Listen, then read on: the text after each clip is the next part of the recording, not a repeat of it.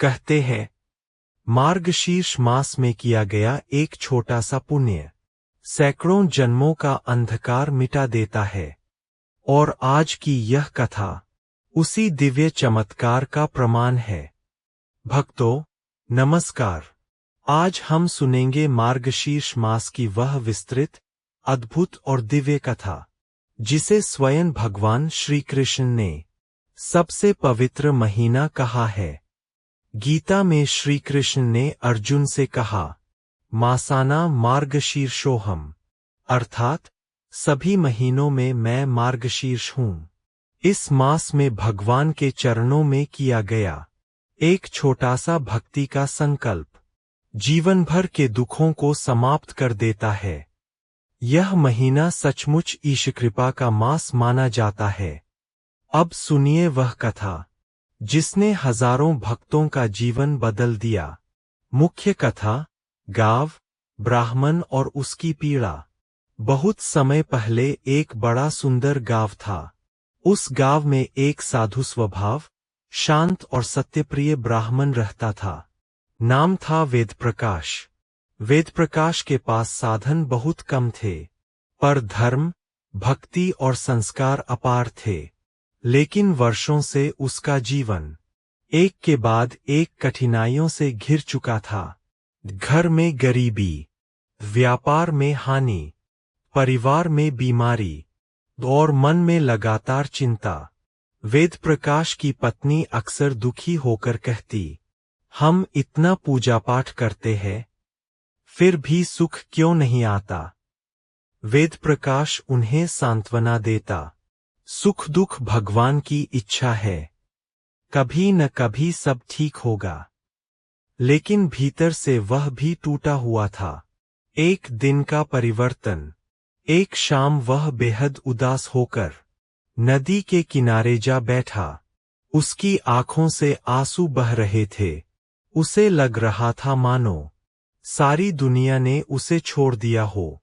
वह आकाश की ओर देखकर रोया, हे कृष्ण, क्या मेरे जीवन में कभी प्रकाश आएगा। उसी क्षण वहां एक दिव्य प्रकाश फैला और एक वृद्ध साधु उसके सामने प्रकट हुए।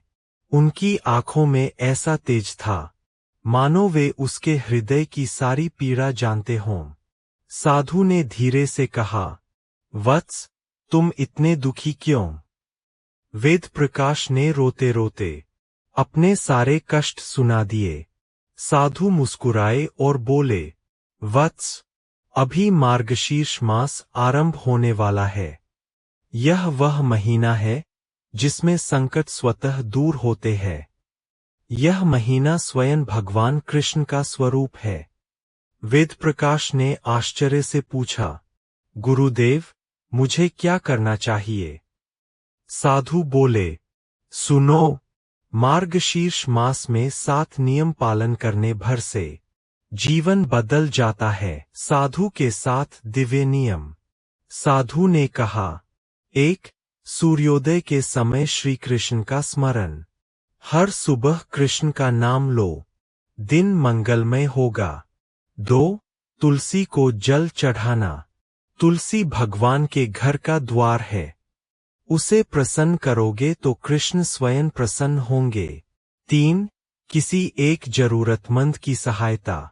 बिना दिखावे की दानशीलता भगवान के चरणों में चढ़ती है। 4.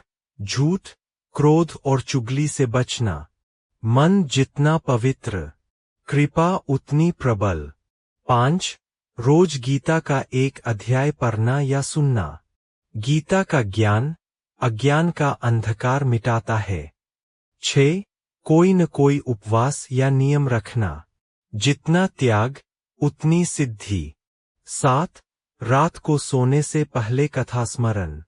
जो कथा सुनते सुनते सोता है, उसके घर में देवता निवास करते हैं।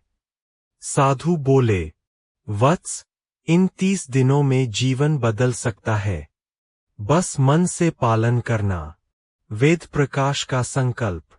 उस रात वेदप्रकाश ने दृढ़ संकल्प लिया, मैं पूरा मार्गशीर्ष मास शुद्ध भक्ति और सेवा में बिताऊंगा। अगली सुबह से उसने सभी नियमों का पालन शुरू किया। धीरे धीरे उसके मन में गहरा शांत भाव उत्पन्न हुआ। वह पहली बार अपने कष्टों के बीच भी कृतज्ञता महसूस करने लगा। मार्गशीर्ष मास का पहला सप्ताह बीता और घर में पहले से अधिक शांति छा गई। दूसरे सप्ताह व्यापार में अचानक लाभ होने लगे। तीसरे सप्ताह उसका बीमार पुत्र पूर्णतः स्वस्थ हो गया। चौथे सप्ताह वर्षों से रुका हुआ उधार भी किसी ने लौटा दिया। वेद प्रकाश की आंखें नम हो गईं। हे कृष्ण, क्या यह आपकी कृपा है?